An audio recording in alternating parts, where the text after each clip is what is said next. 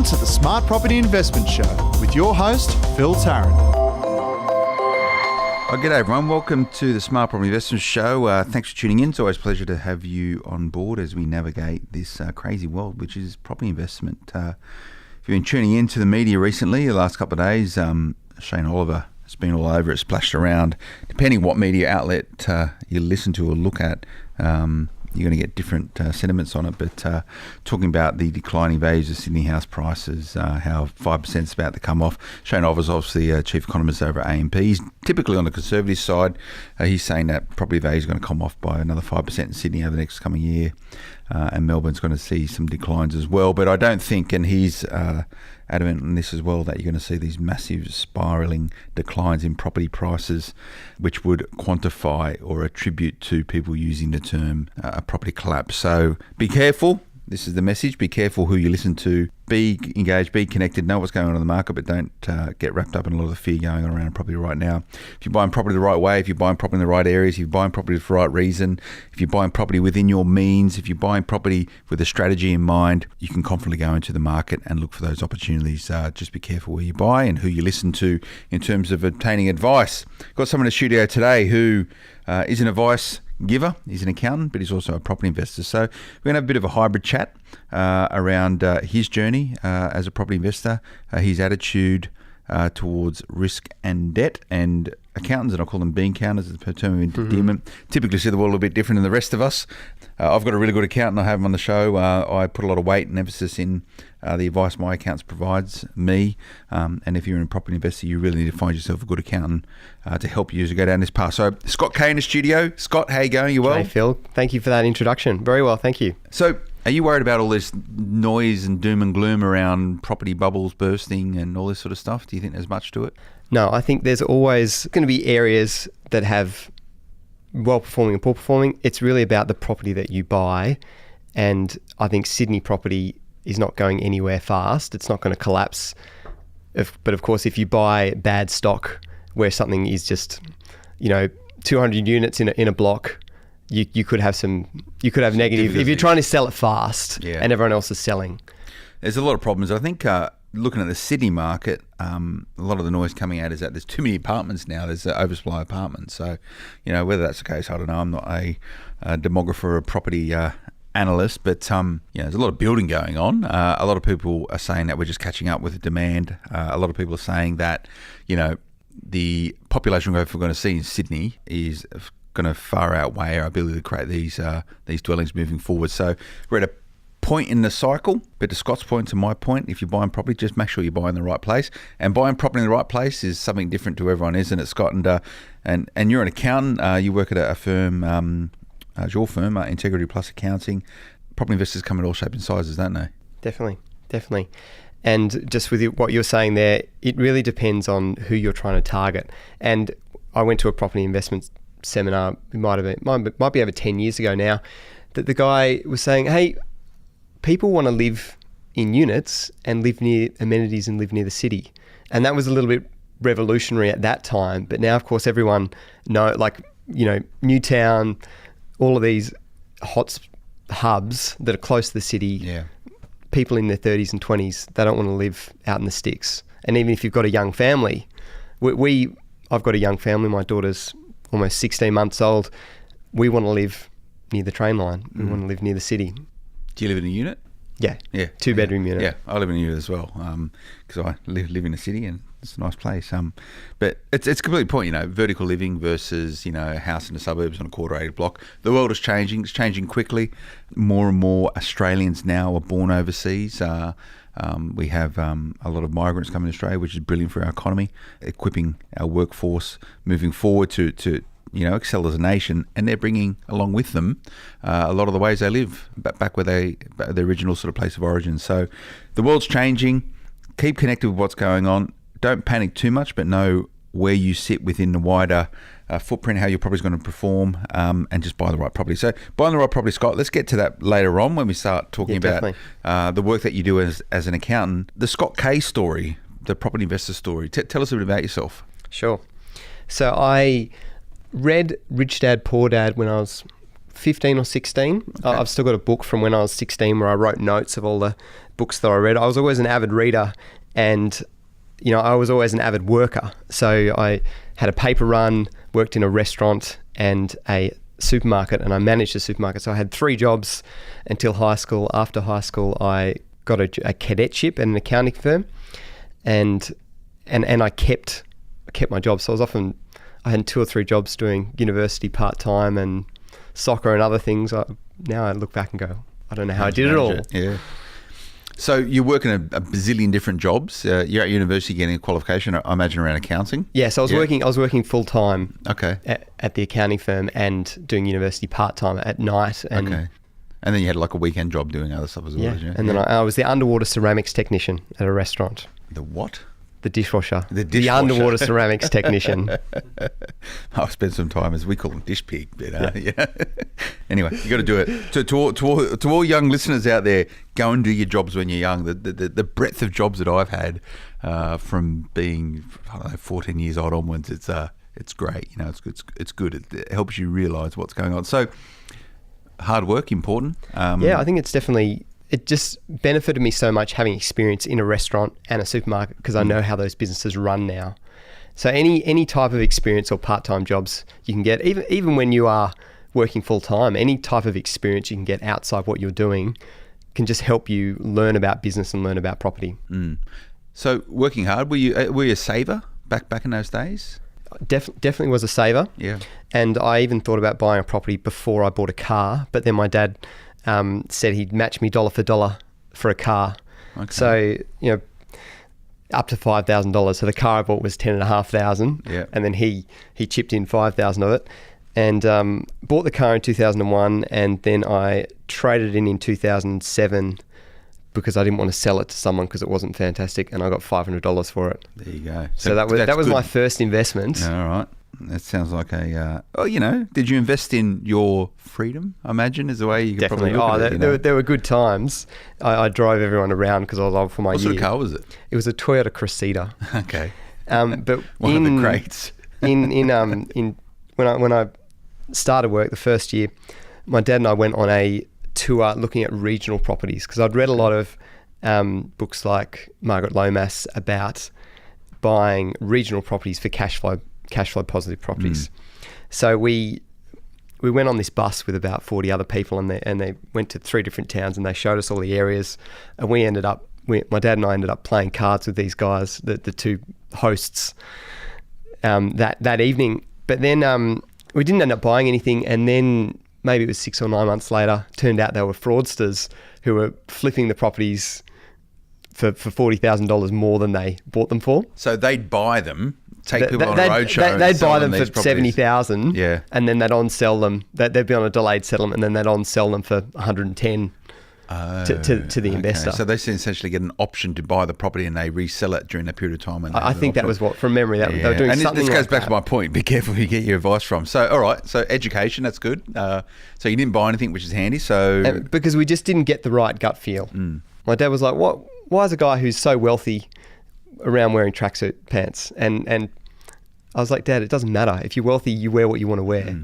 But there was just, I think trust your instinct is an important thing, that if something doesn't quite sit right, if the property's not quite right, or the person's not quite right, do your research, and if it's not right, then your gut is good, and it should be trusted. Yeah, listen to your instincts. I completely agree with you. So didn't buy anything that time around. So you're working, you're hustling, you're saving money, you're ready to buy. What's the first purchase? First purchase was in Macquarie Park. Okay. A 2-bedroom unit.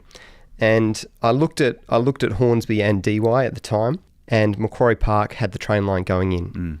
So looking at the prices there, one other point, I've still got the page that I printed out that had all of that property that I bought and all of the other prices. So Macquarie Park, for our listeners, is sort of Rydish way near Macquarie University, where train line now is. So yes. That's what you're talking about. Yeah.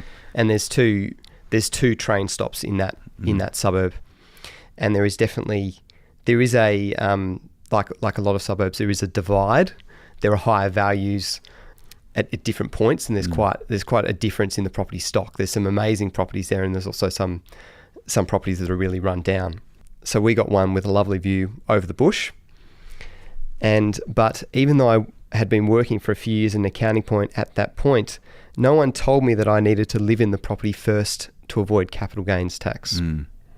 So if you live in the property first and you can live in it for a set period, there's no legislated set period, but 6 months or a year would definitely keep you clear of the line.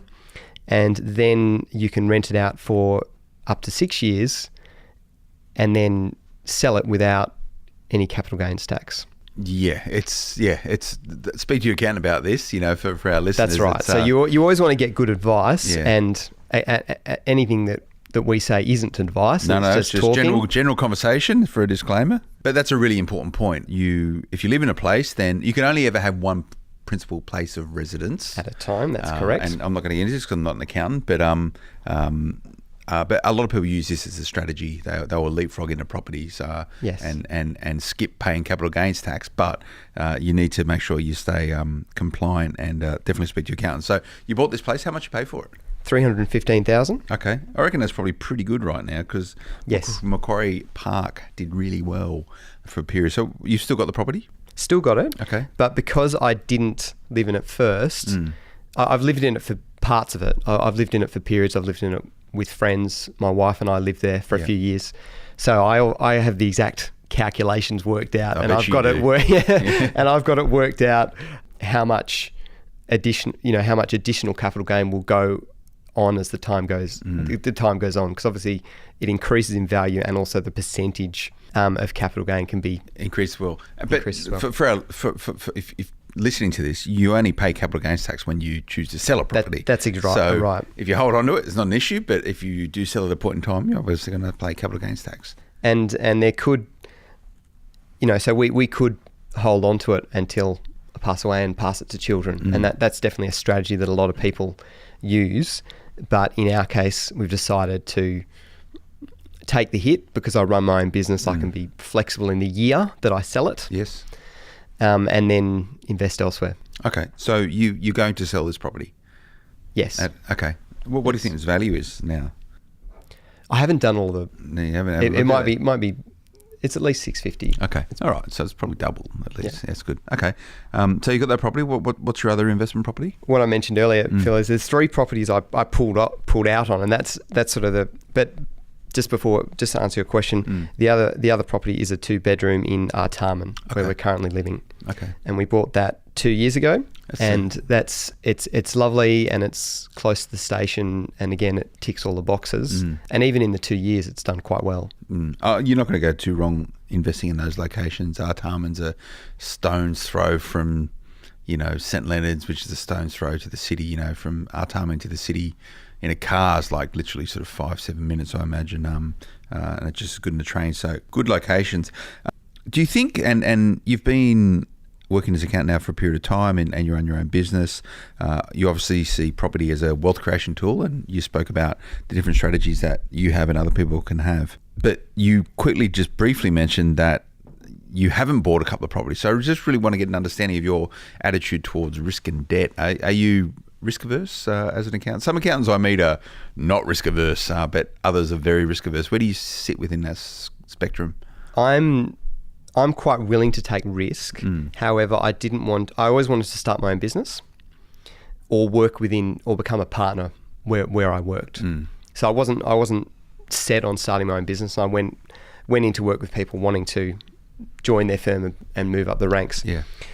But in the end, I've started my own business, and I'm really glad I did. But what I didn't want to do is have a whole bunch of properties with debt that would lead pressure when that happened. So I wanted a lower LVR and lower debt so that I could start my own business and have the time to grow it. Fair enough. Because I know particularly the first 2 years is quite difficult to make it happen. And accounting has a bit of a lead time where you trust your accountant, get to know them, which might happen over a few years before you start invoicing hard. Yeah. Which is, you got to pay for good accounting advice. But so you kept your LVR position somewhere where you're comfortable, so you could go away and build a business without having onerous mortgage payments that you needed to commit to every single month when they fall due. And also it just wasn't a complete focus. I met my wife. I actually lived with my wife before I met her. I lived with her as a flatmate before we started dating. There you go. So that took a different focus. Yeah, I wasn't focused on buying properties. I was just focused on work and family. Doing what you do. So yes. What's your attitude towards debt then? As an accountant, also as an individual, most accountants will say good debt is good, bad debt is bad. Is that the way you see the world? How would you explain the two differences between good and bad debt? Seeing that you read Rich Dad, Poor Dad early on as well, so which is a big part of it. So any debt is debt. So if you have, a $3 million property portfolio and a $2 million loan, then that is debt. But also property means the bank can always sell the property. So if you buy terrible property, like for example, there's the girl who bought all the mining towns, and then she was everyone's favourite property investor guru, and then she went from a $3 million equity position to a negative equity because those properties demolished in value, and that was a unique situation. But it does highlight that debt is debt, and why the property selection process is important to pick the right properties that aren't going to fall in value, or if they do, they're only a small part of your portfolio. Like the more wealth you have, the more risks you can take, because the smaller part of your, anyone can have a 5% of their total portfolio bet. Yeah. But for most people, their wealth portfolio doesn't mean that 5% is a property. Yeah, and that's a really good way to frame it. So if you've got 20 or 30 properties in your portfolio and you have one poor performer, you can weather that storm by and large. And you find that most people with a portfolio of that size typically has one or two, call them a dog in their portfolio, and they either keep them in there to remind them of a bad decision they made, or they can underwrite the expense of holding it through the other stuff in the portfolio. But if you've got two properties in your portfolio and one of them is a dog, that's a very, very different situation to be in, because you're going to get hurt and you're not going to be able to have any levers or capacity to alter the overall sort of position of your portfolio. And one thing that people don't realise is that also limits you from buying the next properties. Like if you're trying to swim 1,500 metres and you've got a 5 kilo weight that's on you, it doesn't feel that much at the start, but it's going to stop you from reaching your goal. Yeah, no, look, I absolutely agree. And chatting with investors all the time, and particularly sophisticated investors, when I ask them most people want to buy more properties than what they do, and they will look back in time and say, I wish I bought more when I could. But one of the biggest challenges you have, and I can't remember the stats exactly right now, most property investors only in Australia, so people who have less than three. Have less than three. Most have one, right? Yes. They have one property investment, and typically they don't go from 1 to 2 or 2 to 3, because the first one they bought is something which is completely not performing and is more of a handbrake than an enabler. So you got to get that first purchase right. So in terms of the way you've gone about buying the properties that you've secured, did you do it all yourself? How did you do it? I did do it all myself, and I wouldn't necessarily make that choice again. Okay.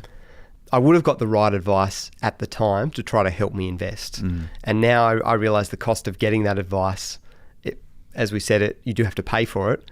But in terms of what my equity gains could have been if I'd had that advice 10 years ago. Yeah. And your accounting practice, do you mainly deal with small to medium business owners or property investors or PAYG, just people doing their tax return? What's the sort of blend of the client base that you have? Is it all of that? I've focused, small business accountants are a dime a dozen.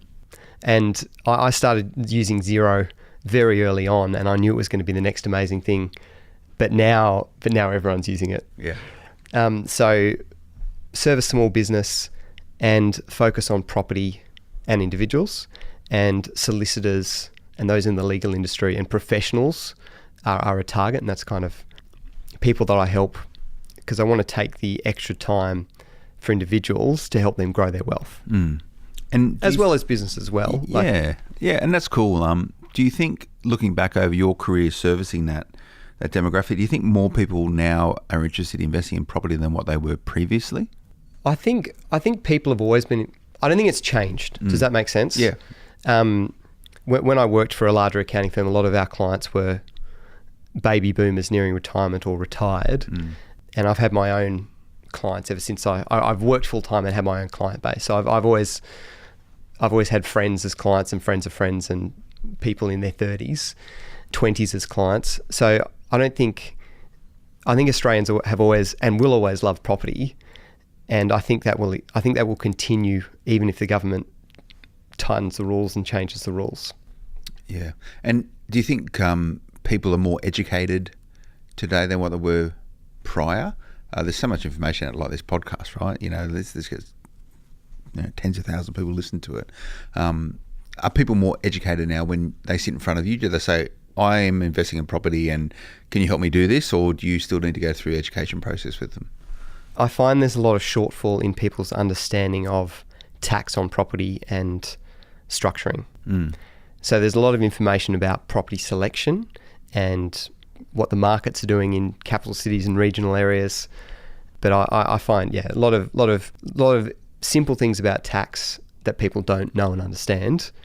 And also tax can make a big difference to how things work. So I think people understand how to buy a property, but they don't understand how to put the right building blocks in place to build a skyscraper or build a property portfolio. And you think that's because most people just want to get the property and think they're a property investor rather than they're buying for the now rather than buying for the exit? And when you're building a property investment portfolio, it's about, why are you doing it? Well, you want to create wealth, obviously, but how are you going to retire that debt so you can actually generate an income from it at a point in time? And then what do you do when you're 6 feet under this property portfolio? So that often dictates the structure that you put your properties in, whether you purchase in your own name or co-ownership or in a trust structure.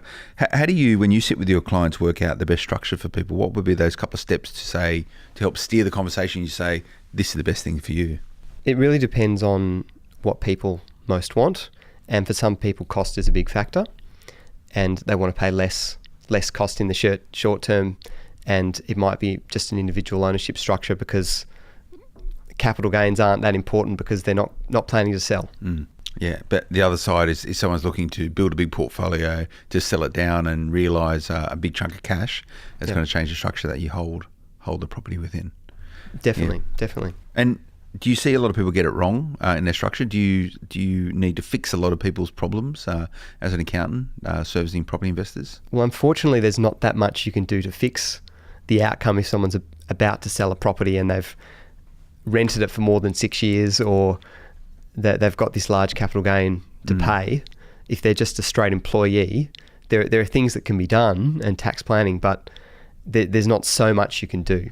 There's not a magic silver bullet usually if you're an employee and you're selling a property and you've made a 300,000 gross capital gain or 150,000 net capital gain. There's not so much your accountant can do. Well, the thing is that the beauty of accounting and is that there's a set of rules and you need to play within those rules. A good accountant knows those rules better than not so good accountants, but if your property's going up in value and you sell it, you got to pay your tax. This is the way the world works. And we're fortunate that we live in this great nation, Australia. And as taxpayers, we all contribute to making it better and better. But you need to be building and structuring your portfolio with the end in mind. And I think a lot of people, from my understanding, don't think about the end when they start investing in property. They just think, I've got to be a property investor. What's your view sort of moving forward with any potential changes the government might implement? So you've obviously got budgets coming up. In May last year, everyone was worried about changes in negative gearing. Didn't happen. The changes mainly were around depreciation and plant and equipment, which was the major one, and travelling to your investment property. So you couldn't claim a lot of that stuff anymore. But the government has a reputation, or it can do at any point in time, to change the rules when it comes to tax. And as you get different governments coming into place, and as we move forward as a nation, 5, 10, 20 years ahead, no one knows what changes there will be to legislation, how that might impact on property investors. What's your view on the future for property investors? Prepare for the worst? I think that tax is only one piece of the picture. So, and I don't think that the government is going to take away, if you can suddenly claim negative gearing, I don't think it's going to be in 3 months' time you're not going to be able to claim it. I think usually, I think there probably would be some sort of grandfathering provision. So I definitely wouldn't stop investing in property because of any changes in rules. So tax plays a part, but tax might not alter the course of your goals and plans. So it will be very interesting where the plane lands in the next few years, with Labor talking about cutting out negative gearing. I actually think the government in 2007 made a big error in how they were too lenient to baby boomers and retirees. Before, in the 2007 tax return, you would include your super pension income, but it would be taxed at 15%, but everything on top is taxed at marginal rate. So I had clients one client went from $50,000 to $8,000 tax in a year just because of those changes. And also clients can get because of this no tax in superannuation, clients can get refunds of all the franking credits. So I saw a client who lives in the lower North Shore and doesn't need any extra money receive a refund of $120,000 of franking credits. So that's what Bill Shorten is trying to avoid. Yeah. What John Howard did back in 2007 when the mining boom all happened. They went too far, and hopefully they can bring it back without discouraging property investors. So you should be planning for, well, there's certain things you can't plan for, you can't change. Is that what the government decides to do? You just got to cop it and work within those rules. So expect at the moment, the ability to buy a property, negatively gear it, claim depreciation, at least on the building now, and maybe on the plant and equipment if it's a new property, or plant and equipment if it's an older property, and then sell it and pay half of what you make when you sell it. It's a fantastic deal. It's a fantastic bet.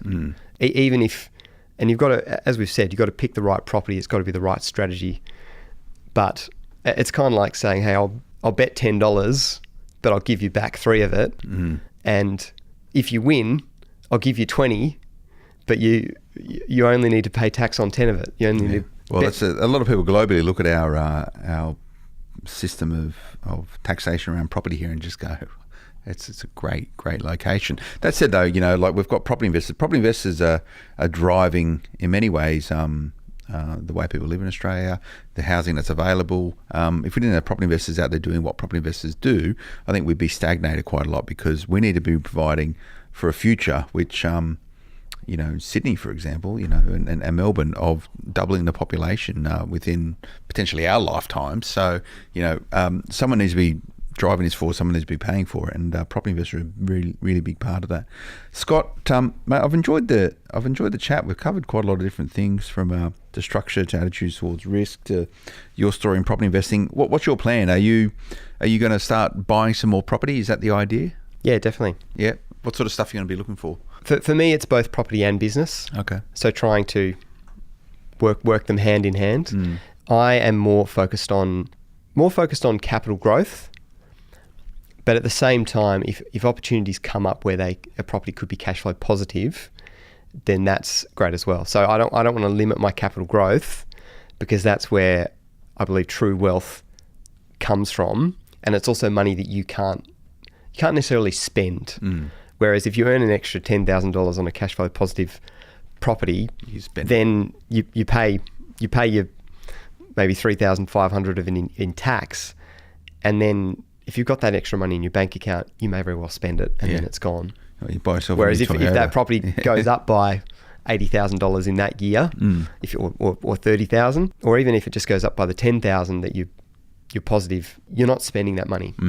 That's what a lot of people talk about with the pros and cons of property. A lot of people say the cons of investing in property is that it's not liquid money. So to realise any equity gain, you've either got to refinance it, that takes time, and you've got to pay increased debt as a associated, or you've got to sell the property to realise it, and you get slugged with capital gains, but you're always going to get hit with something.